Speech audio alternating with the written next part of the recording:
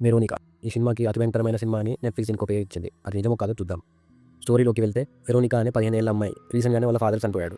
వాళ్ళ mother day and night ఒక బార్‌లో పనిచేస్తుంది. వెరోనికాకి ఇద్దరు చెల్లెలు, ఒక తమ్ముడుంటారు. అయితే ఎప్పటిలాగానే వాళ్ళందరూ కలిసి స్కూల్‌కి వెళ్లారు. ఆ రోజు సూర్యగ్రహణం. అందుకని టీచర్ దాని గురించి చెప్తుంది. చాలా మతాల ప్రజలు కొన్ని క్షుద్ర పూజలు చేసి మనుషులను బలిస్తారు. ఎందుకంటే సూర్యకాంతి భూమి మీద లేనప్పుడు చీకటి ప్రపంచం ఆత్మలు చాలా పవర్‌ఫుల్‌గా ఉంటాయి. అందుకే ఈ టైంలో ఎక్కువ మంది క్షుద్ర పూజలు చేస్తారని టీచర్ చెప్తుంది. వెరోనికా టీచర్ చెప్పేది వినకుండా తను ఇంకేదో ఆలోచిస్తుంది. స్కూల్లో పిల్లలందరూ సూర్యగ్రహణం చూడడానికి వెళ్ళినప్పుడు వెరోనికా వాళ్ళ ఫ్రెండ్స్ రోసా, డియానాతో కలిసి స్కూల్ బేస్మెంట్‌కి వెళ్ళి అక్కడ ouija బోర్డ్‌తో వెరోనికా వాళ్ళ ఫాదర్ ఆత్మను పిలవాలని అనుకుంది. డియానా తన చనిపోయిన బాయ్ ఫ్రెండ్‌ని పిలవాలనుకుంది. వెరోనికా వాళ్ళ ఫాదర్ ఫోటో ouija బోర్డ్ మీద పెట్టి ముగ్గురు అమ్మాయిలు ఒక గ్లాస్ కప్ పైన వాళ్ళ చేతులు పెట్టారు.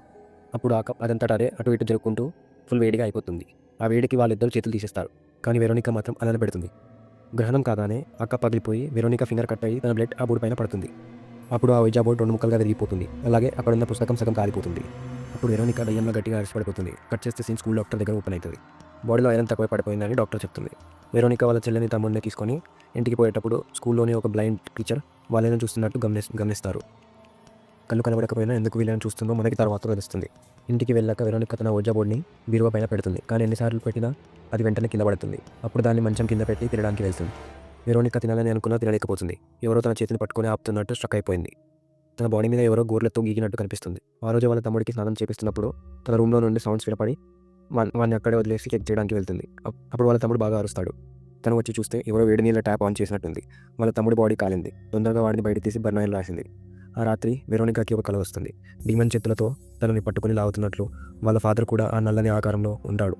నెక్స్ట్ డే స్కూల్లో తన ఫ్రెండ్స్ తనని ఇగ్నోర్ చేయడంతో తన బేస్మెంట్లోకి వెళ్తుంది. బేస్మెంట్లో టీచర్ ఉంటుంది. ఆ టీచర్ నీ పక్కన ఉన్నది ఎవరు అని అడుగుతుంది. వెరోనికా ఎవరు లేరు అంటుంది. టీచర్ నువ్వు ఒంటరిగా లేవు, నేను ఒక నీడ వెంటాడుతుంది అని అంటుంది. నువ్వు చేసిన పూజ వల్ల ఆ దయ్యం మీ లోకంకి వచ్చింది. దాన్ని మళ్ళీ తిరిగి పంపించి మీ వాళ్ళ ప్రాణాలు కాపాడుకో అని చెప్తుంది. పొద్దున లేవగానే తనకి వాళ్ళ తమ్ముడు బుక్ స్టోర్ పక్కన కనిపిస్తాడు. ఇక్కడేం చేస్తున్నావు అడిగితే నాన్న రాత్రి నా దగ్గరికి వచ్చి ఈ బుక్స్ అన్ని చదివి వినిపిస్తానన్నాడు అని చెప్పాడు. అది నాన్న కాదు దయ్యం అనే విషయం వెరోనికాకి మాత్రమే తెలుసు. అందుకే వెరోనికా ఈసారి ఎవరినైనా చూస్తే చెవులు కళ్ళు మూసుకొని గట్టి గట్టిగా అక్క అని అరవమంటుంది. తర్వాత అందరి బెడ్స్ కింద చూస్తే నల్లగా నీడలు కనిపిస్తాయి. వెరోనికా మళ్ళీ బ్లైండ్ టీచర్ దగ్గరికి వెళ్ళి ఏం చేయాలో అడుగుతుంది. తను స్టార్ట్ చేసిన పూజని కంప్లీట్ చేయమని చెప్తుంది. కానీ దానికి వాళ్ళ ఫ్రెండ్స్ కూడా ఉండాలి. వాళ్ళని అడిగితే రానంటారు. అయితే వాళ్ళ చెల్లెలతో పూజ కంప్లీట్ చేయాలనుకుంది. ఆ ouija బోర్డ్‌ని అతికించి మళ్ళీ స్టార్ట్ చేస్తుంది. వాళ్ళ తమ్ముడికి గోడ మీద ప్రొటెక్టివ్ సింబల్స్ డ్రా చేయమని బుక్ ఇస్తుంది. కానీ మనోడు తెలియకుండా వేరే పేజెస్లోని ఆత్మలకి పవర్స్ ఇచ్చే బొమ్మని గీస్తాడు. పూజ స్టార్ట్ చేసినాక ఆ దయ్యం ఫుల్ ఫామ్లో వాళ్ళని అటాక్ చేస్తుంది. వెరోనికా పోలీసులకి హెల్ప్ చేయమని కాల్ చేస్తుంది. ఇద్దరు చెల్లెలు బయటకు తప్పించుకుంటారు. కానీ తమ్ముడు కనిపించకపోయేసరికి మళ్ళీ వెతకడానికి వెళ్తుంది. వాడు తన రూమ్లో క్లోజెట్లో ఉంటాడు. వెరోనికా వాడి దగ్గరికి వెళ్ళి మాట్లాడడానికి ప్రయత్నిస్తే అప్పుడు వాడు చెవులు కళ్ళు మూసుకొని అక్క అక్క అని అరుస్తాడు.